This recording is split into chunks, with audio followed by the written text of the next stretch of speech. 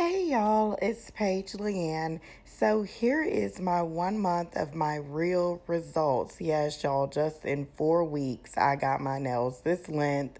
I had cut them down and filed them all the way down because they were just breaking off and really getting on my nerves. It doesn't make it a bit better that I stay in water a lot throughout the day.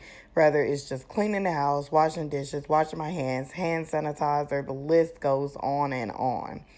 So this is one way that I found I would just focus on my nails. I do this once a week. All I'm doing is taking, mine is 98% acetone. It does have healthy oils in this brand. I'm not sure about other brands, but this doesn't feel like it strips my nails. I tried the 100% and it was horrible. The only reason I'm not using just regular nail polish is because the polish I'm taking off is a gel polish and it helps with strengthening your nails. So after I do that, I do make sure that I go in and I wash my hands really, really well. Like, get all of that acetone off. So now all I'm showing is that my cuticles are totally busted up, and I'm going to go in with some aloe vera gel and just push those cuticles back where I can remove them. The aloe vera gel is a good DIY for this because it does soften up the cuticles enough where they just literally glide back. So you don't have to feel like you're picking away at your nail or digging away at your nail. Right now, I know this is in fast motion, but all I'm doing is simply pushing them off my nails. So the next step that I like to do is take these, and I don't know what they're called because I'm not a nail tech, but I take these and I clip off just the cuticle part that I just push back, not my skin. That is very important, y'all. Do not remove the skin. Some people do, some people I don't, so I'm not going to tell y'all to do that and then you get an infection. And then I file the nails to my liking and shape them up. Now I'm taking tea tree oil. This is one of the benefits that has been helping.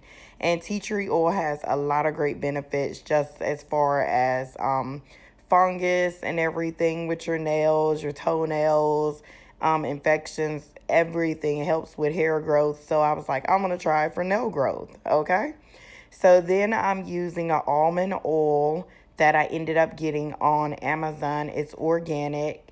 I started off, being honest with y'all, using Jamaican black castor oil my first 2 weeks.